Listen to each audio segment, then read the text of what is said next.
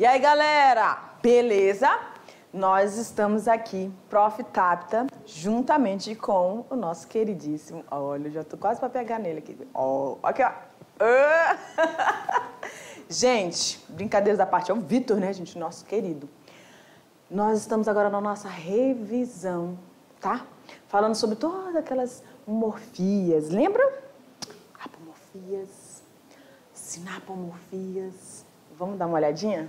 Chega lá. Olha lá, no nosso quadro, então, a gente falou sobre filogenia e caracteres. Ok, prof, filogenia, o que é mesmo filogenia? A filogenia é aquela que vai estudar e organizar toda a questão de ancestralidade e, obviamente, essa ancestralidade passando para os seus descendentes. E, nesse sentido, a gente vai ter, então, algumas situações que vão nos descrever órgãos homólogos. Lembram disso? Então, é isso aí. As apomorfias, elas trabalham com essa questão dos órgãos homólogos, ou seja, onde você tem um ancestral comum. E aí, o que vai acontecer na apomorfia? São características derivadas ou aquelas características que você tem novas, tá? Por exemplo, professora, a questão das vértebras, presta atenção, questão das vértebras para os vertebrados. Você tinha aí os invertebrados, sem coluna vertebral, e agora os vertebrados. Então, é uma característica nova, tá? E essa característica estava ausente no seu ancestral, mas apareceu uma novidade. Quando a gente fala, joga lá no quadro de novo, quando a gente fala dessa mesma característica, ou seja, de presença de vértebras, mas em relação aos mamíferos, é comum para todos eles, não é? Todos os mamíferos têm vértebras, são vertebrados. Então, é uma plesiomorfia. Então, o que eu quero que você observe é o seguinte: dependendo da característica dos grupos que você vai relacionar, você pode dizer se trata de uma apomorfia, se esse caractere é uma apomorfia ou uma plesiomorfia, uma característica primitiva, tá bom? Aí, professora, a gente também tem as sinapomorfias e as plesiomorfias, correto? As sinapomorfias são aquelas que vão aparecer em 2 ou mais grupos. Por exemplo, quando você tem a ausência, tá, de cauda, quando você compara os hominídeos com os demais primatas. Então, essa é uma característica compartilhada por mais de um grupo, dentro dessa questão dos hominídeos e os demais primatas. Então, você tem uma sinapomorfia, ou seja, você tem uma apomorfia onde você tem o compartilhamento dessas características, tá? Presença de mamas nos mamíferos é uma questão também apomórfica, tá? E aí a plesiomorfia são aquelas características que são antigas, como no caso é uma plesiomorfia, mas, por exemplo, a gente relacionou lá a questão dos dígitos, né? Tanto em nós, humanos, quanto nos répteis, tá? A questão de 5 dedinhos. Então, eles ambos são de grupos distintos, mas apresentam essa característica e seus ancestrais também. Então, é uma simplesiomorfia que faz parte da, aqui ó, plesiomorfia. Perfeito? E as autapomorfias, professoras, são aquelas características que são exclusivas do grupo, ou seja, vão identificar uma espécie. Por exemplo, a tromba de um elefante. Só eles são mamíferos, eles são vertebrados, mas só eles têm tromba. Outra situação é a questão da juba do leão. Tem um monte de felinos, mas só eles têm domínio, né, dessas jubas berante, belíssima e frondosa. As asas dos morcegos são mamíferos, mas só eles, só esse grupo tem, então, asas, habilidade para voo.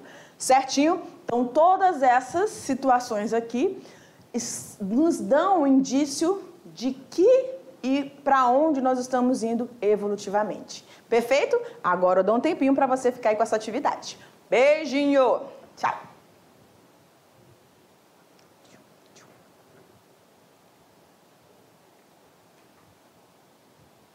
Coisa rápida. Papum, né? Papum. Vamos lá? Então, nessa aula, qual é a nossa aula, professora? Olha lá no quadro. Se você se perdeu, né? A gente está na nossa aula 20... Fala aí, Vitinho, já estou me perdendo aqui na sequência. Qual é a nossa aula? Eita! É 27 alguma coisa, tá? Mas vamos lá. Prof. 28.2, ainda bem que a gente tem sempre um apoio aqui, né, galera? Oh, beleza. Questão de número 1, tá? A filogenia, vamos para a questão direta. A filogenia é a história genealógica de uma espécie e de suas hipotéticas relações de ancestrais e descendentes. Ok. A cladística ou filogenética é o ramo da sistemática que vai reconstruir a filogenia. Baseada em quê?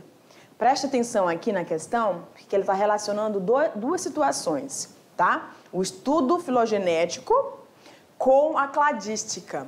O que é a cladística, professora? É aquela questão dos cladogramas, a utilização dos cladogramas, onde você observa a projeção daqueles grupos raízes, onde você vai ter os ramos, os nós, lembram disso, né? Então, a gente vai avançando e observando e vendo se há uma sinapomorfia, se há uma apomorfia, se é uma plesiomorfia, e aí a gente vai compreendendo melhor todas essas questões. Agora, a questão está pedindo para você identificar, então, como que nós construímos, como é que nós projetamos isso dentro do cladograma, utilizando a cladística baseado na filogênese. Então, olha só, a filogenia, ela utiliza-se dos cladogramas para representar essas relações baseado em quê? Estudos morfológicos, a estrutura observável, né? Estrutura externa.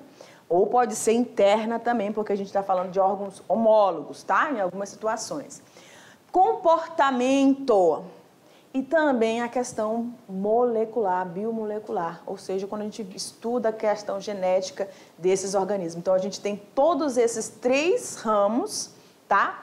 Para poder afirmar se o que eu estou estudando, o caractere que eu estou estudando dentro deste grupo, se trata de uma autapomorfia, se trata de uma plesiomorfia, se é uma sinapomorfia, tá certo? O que eu preciso de cara identificar e saber? Que quando eu falo de surgimento de uma característica nova, tá? E a gente deu os exemplos lá na aula. Por exemplo, a estrutura dos vasos condutores, que vai ficar presente agora nas pteridófitas, mas essas pteridófitas têm um descendente, né? Tinha ali o grupo das briófitas, que estava ausente. Então, essa presença de vasos condutores é uma questão apomórfica e a ausência é uma questão plesiomórfica, tá? Onde você vai ter outras estruturas compartilhadas com esses grupos. Perfeito? Então, a questão da filogênese não tem como eu afirmar todos esses eventos e mostrá-los nos cladogramas sem identificar o comportamento, a biologia molecular e também a questão anatômica. Perfeito? Vamos seguindo? Olha lá no quadro. Questão de número 2. A autapomorfia é uma apomorfia cujo caractere atual está presente em apenas um taxo, dentro de um grande agrupamento. Ou seja, as autapomorfias, elas são aqueles que vão identificar, especificar esse organismo, considerando a sua espécie, tá? E aí a gente deu o exemplo lá na aula da asinha do morcego, não foi? Porque é uma característica, é um caractere presente dentro dos mamíferos, mas somente na classe dos quirópteros, que são os morcegos. Olha lá, a existência das asas compartilhadas entre os morcegos, mas não entre os morcegos e os mamíferos, apesar de serem um mamífero. Aí a gente pode citar novamente a questão das trombas, dos elefantes, a questão, por exemplo, do biquinho, né? Dos équidinos, tá? Também que são mamíferos. Tem características que identificam que você não tem dúvida de que se trata, de que espécie se trata pela presença desse caractere. tá? Presença da juba, presença da tromba, presença das asas dos morcegos. Então, se trata de uma apomorfia que é considerada uma autapomorfia. Beleza? Porque está presente especificamente neste grupo. Não existe nenhum outro. Ele tem características que são compartilhadas com os demais grupos? Sim, professora, tem. Eles são mamíferos, tem pelos, tem mamas. Ok, isso se trata de apomorfias. E se são características compartilhadas com vários grupos? Sinapomorfias. Eu espero que esteja bem claro isso para vocês, tá bom?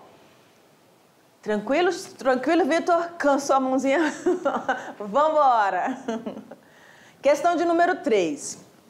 As simplesiomorfias são características plesiomórficas compartilhadas por 2 ou mais grupos. Aí você vai esquematizar um exemplo de plesiomorfia. Quando a gente vai procurar, né, essas questões, a gente não tem tanta diferenças assim, né, nos grupos. Mas de que se trata uma simplesiomorfia? Como a própria questão está lhe dizendo, se é uma plesiomorfia. É uma característica primitiva, mas ela tem que ser compartilhada por mais de um grupo, 2 ou mais grupos evolutivos. Tá bom? E aí a gente deu o exemplo, as mãos, os dígitos, os artelhos chamados dos mamíferos e também dos répteis, tá bom? Olha lá na imagem, os dedinhos, né? Ali a gente colocou uma mãozinha colorida de uma criança, com certeza tá aprontando, não tá, Vitor? Tá aprontando. Imagina a festa que tá nessa casa, né, galera?